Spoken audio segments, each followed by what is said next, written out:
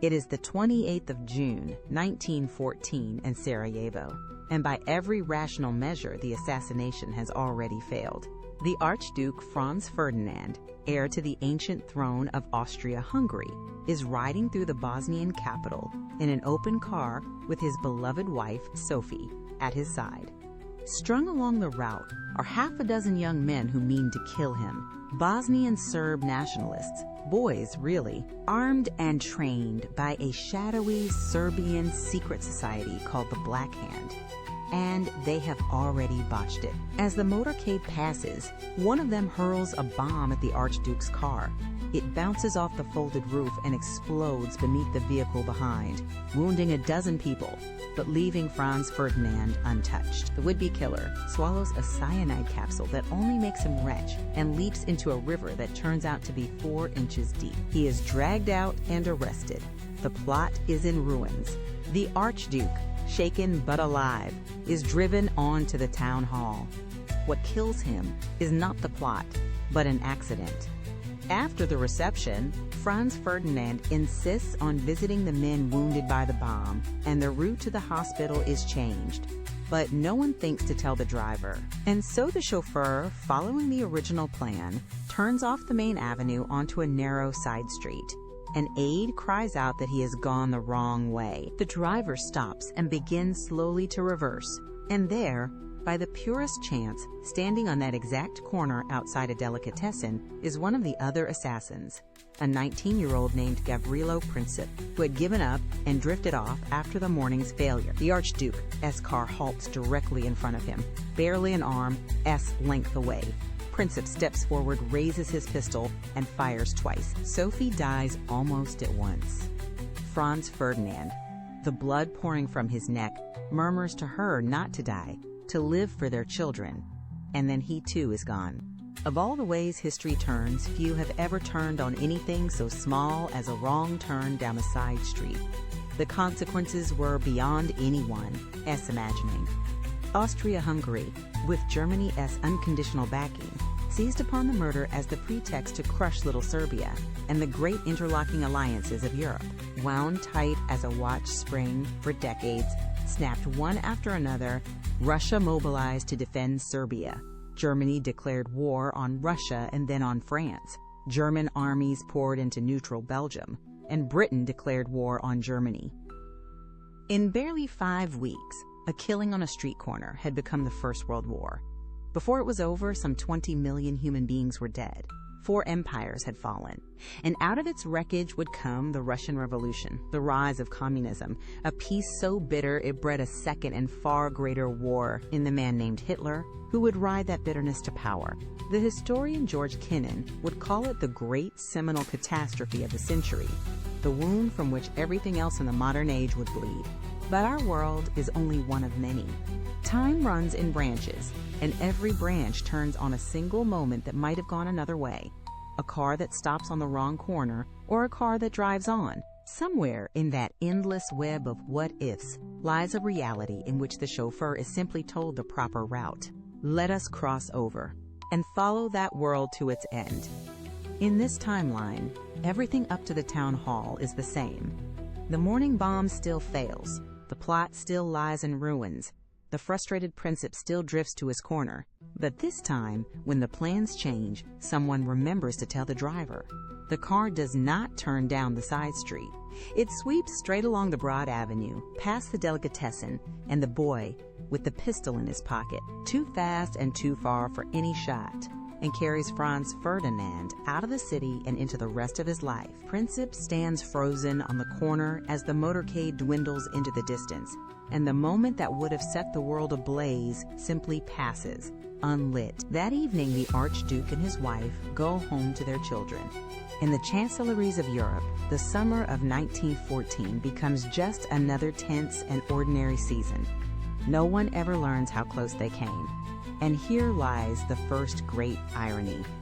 For the man the assassins killed was, of all the powerful men in Austria-Hungary, the one most set against the war his death set off. Franz Ferdinand was arrogant and difficult and no friend of democracy. But for years he had argued down the hawks in Vienna, who itched to smash Serbia, warning that a Balkan war would wake Russia and bury the monarchy. "Do not let yourselves be provoked," was his constant counsel.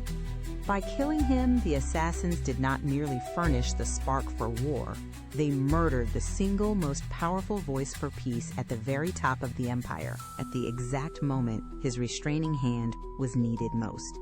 In this timeline, that hand remains. When the next Balkan crisis flares, as one surely will, there is an heir, and soon an emperor, in Vienna who is determined not to let it become Armageddon.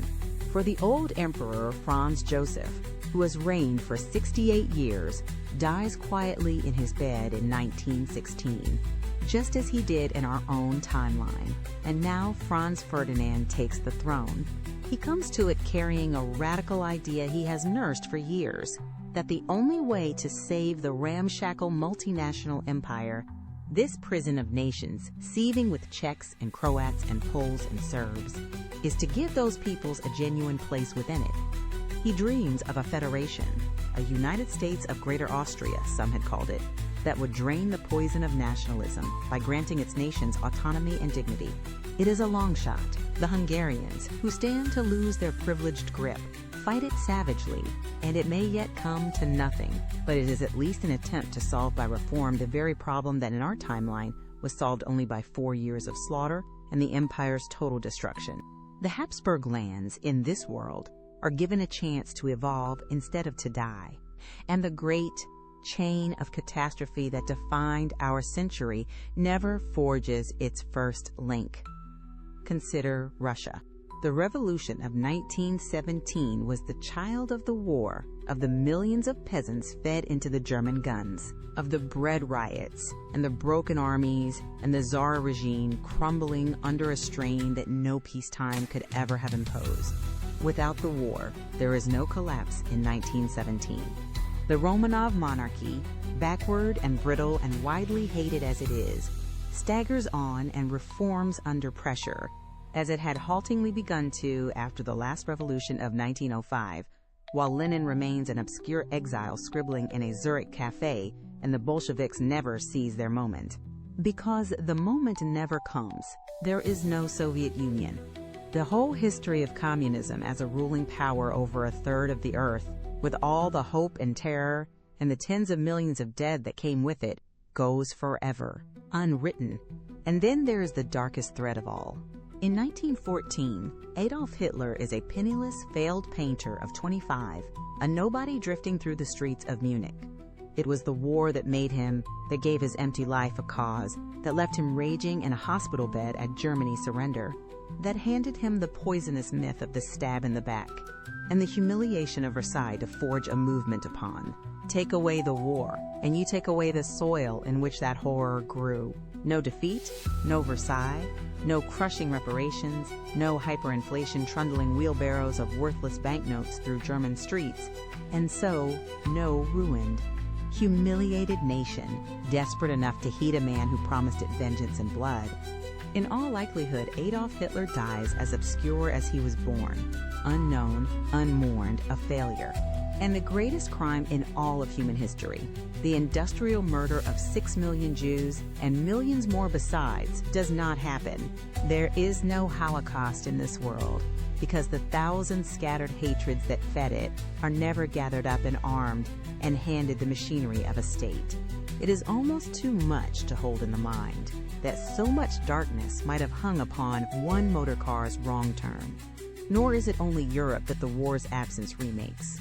Across the Atlantic, it was the Great War that first hauled the United States onto the world stage, that turned a hemisphere-minded republic into the arbiter of Europe's fate, sent Woodrow Wilson to Paris with his dream of a League of Nations, and announced the arrival of the American century. Without the war, America remains what it had long preferred to be: prosperous, powerful, and pointedly aloof, in no hurry to police a world that has not yet caught fire.